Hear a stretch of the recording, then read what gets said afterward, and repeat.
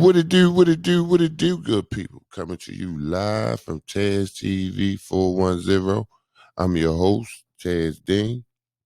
Before we get started, I need y'all to like and share one more time. Before we get started, I need y'all to like, share, and subscribe to the channel. One more time. Like, share, and subscribe to the channel. Now, let's get straight to it, y'all. Let's get straight to it. We taking it over West Baltimore today, y'all. And those that's out of town, West Baltimore, yeah, the place that I'm talking about, we talking about Emerson Avenue. Yeah, we talking about Emerson Avenue. A rough neighborhood. However, you talking about all the talent, all the guards. Now, we're gonna talk about point guards. I'm not going to even put it like this. I got name at least 6 or 7 of them now, but I'm not because I know I'm a miss a name, and I don't want to do that. That's not what I want to do. I'm talking about legendary over there, playmakers over there. You different types of style. However, they all in one community. They all was playing against each other at one point in time. However, what I respect, and when you talk to a lot of guys, that's on both sides of the city, East and West and South Baltimore. You'll hear the name Rudy Archer. Yes, Rudy Archer. He from the Emerson Avenue area. Played at the Rec Bentlow under Coach Herm. I mean, we're gonna do a show on Coach Herm.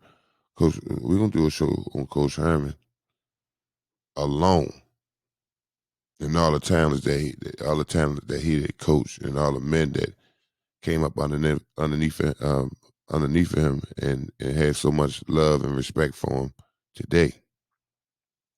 However, let's get back to Rudy Archer now. 2-time All-Metro. First team All-Metro one year, another year made third team All-Metro.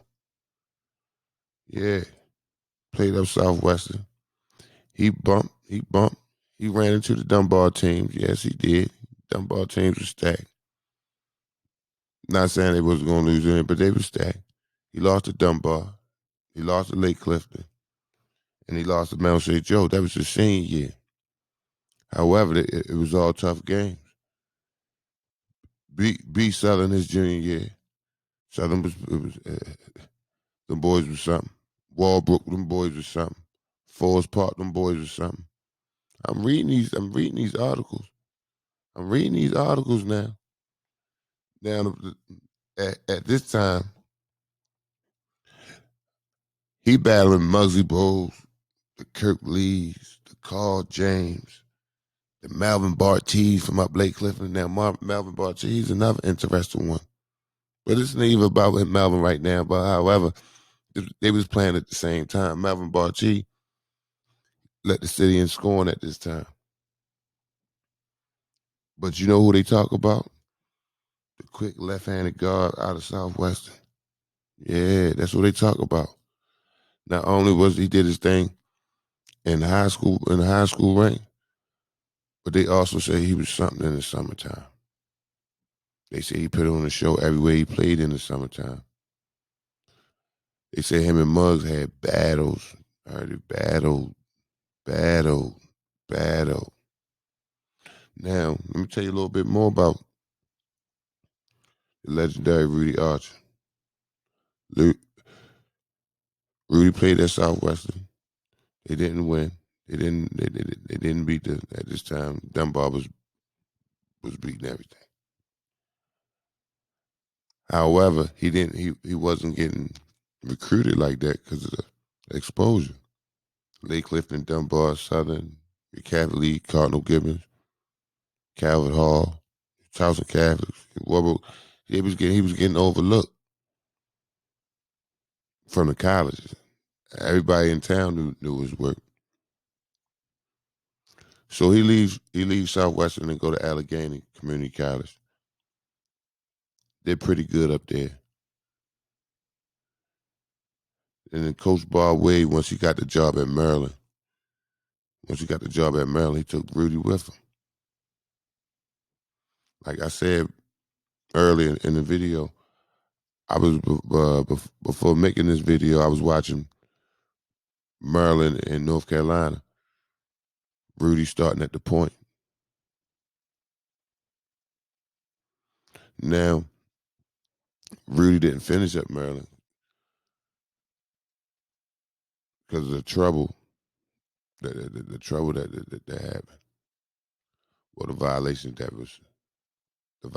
that was committed. What I'm reading right now, it looked like it smelled like bull crap. When I mean it smelled like bull crap, it happened.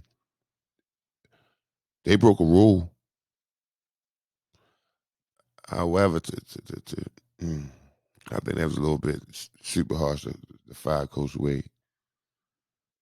However, Coach Wade got fired. The allegations was that Coach Wade or the coaches, Coach Wade and the coaches was picking Rudy up for class, taking him back and forth to what junior college it was. Well, it was a junior college close to Maryland, taking him back and forth so he could continue to stay eligible to play. However, that was an NCAA rule, you know. So Rudy was kicked off the team. Later on that year, Coach Wade was fired. However, by me reading, everybody else bounced back on their feet. Coach Wade ended up getting a job when he was in what? Coach Wade ended up getting a job where he was the superintendent, not the superintendent, excuse me. He was in charge of recreation and parks, charge of recreation and parks in Baltimore. I might be wrong, but something like that. Um, and you know how the NCAA, they're gonna move on. However, when this happened, after this happened, he finished up at an NAIA school. However, he was sitting around for a while, for a couple years. He finished his career. I mean, he got his diploma in communication at an NAIA school. However, for a few years he was waiting around because now he in limbo. I wonder what he was thinking around this time. He in limbo. He sees his competitors, the players he playing against, the players that he even outshine, going to play pro ball and doing things of this nature.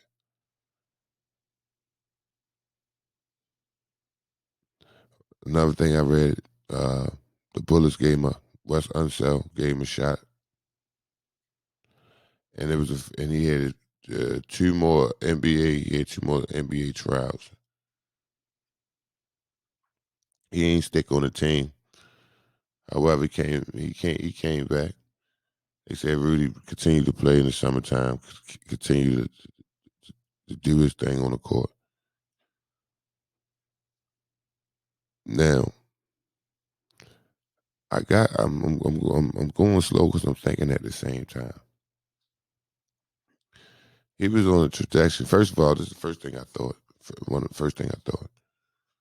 Coach Wade ain't tried to get any of his point guards to come to Maryland before he looked at Rudy. And then another thing I thought, Rudy was that good that Coach Wade said, I need this point guard at Maryland. It's all cool. It's all love.